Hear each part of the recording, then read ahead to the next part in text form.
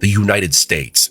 It spends more on defense than China, Russia, and Iran combined. It has 11 aircraft carriers, the largest submarine fleet in the world, and a global logistics system none of its rivals can match. Its air power, F-22s, F-35s, B-1 Lancers, and B-2s remains the sharpest edge in modern warfare. Add in NATO allies with hundreds of fighters, tanks, and guided weapons, and the balance of power isn't as one-sided as the first strike makes it look. Quite the opposite, actually. Because the real question isn't just about who has the most ships, planes, or tanks. Can BRICS do enough damage in the opening hours to freeze America in place? Or can the US withstand the strike, call in its allies, and swing the hammer back? NORAD, the US-Canadian command that tracks the skies for enemy planes and missiles, sends fighters into the air within minutes. F-22s race over Alaska, guarding against more cruise missiles. Others patrol the Pacific, ready in case China pushes aircraft toward Guam. Across the country, bases shift into high alert. DEFCON, the US military's alertness scale, rises a step. On Guam, Air Force engineers and Navy Seabees move into the blasted runways with quick repair gear. Within 2 days, they hope to patch enough runway to reopen it for transport planes. Out at sea, US submarines already on patrol spread out, hunting for the Russian sub that fired on Alaska. In cyberspace, US Cyber Command fires back. Chinese missile factories suddenly stall as their networks go down. Russian military supply lines run into trouble when trains are sent to the wrong places. In Iran, command networks cut out. Then come the stealth raids. B-2 stealth bombers fly toward enemy airspace. B-1 Lancers join them on strike runs. One wave pounds Chinese rocket forces bases that fired DF-26 missiles at Guam. Another wave hits Kaliningrad, taking out Russia's heavily defended S-400 missile systems.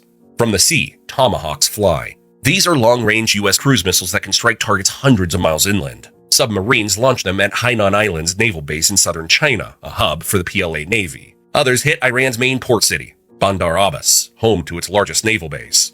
Hangars collapse, submarine shelters are smashed, and key military sites burn. American morale flips from shock to fury. The president appears on every screen. This is an attack on America. We will fight back, and we will finish this on our terms.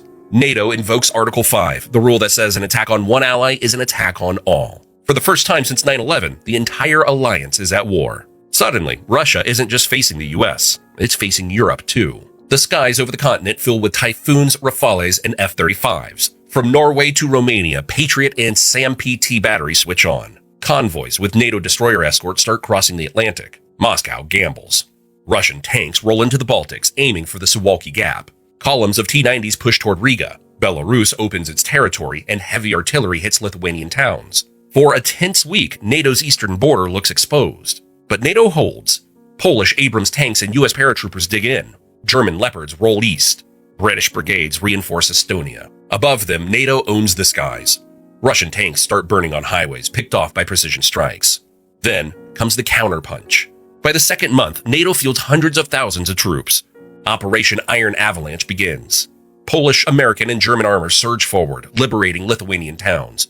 RAF Typhoons smash Russian supply lines. By spring, Riga is free. Estonia's capital is secure. Russian units are in retreat. Belarus starts to weaken. Lukashenko's regime wobbles under NATO pressure and unrest at home. The Baltics are safe. Russia's gamble has failed. Meanwhile, the Pacific is still on fire. China pushes amphibious ships toward Taiwan. PLA troops fight to get a foothold on the beaches. Taipei looks at risk of being overrun. But US and Japanese forces slam the door. In the Taiwan Strait, Virginia-class submarines sink Chinese landing ships. B-2 bombers cut through coastal defenses, blasting missile sites. Japanese F-35s fly with American Raptors, wearing down the PLA Air Force. The fight spills into the South China Sea. Marines capture reefs and take out missile batteries. US carriers, though battered, push forward. By mid-year,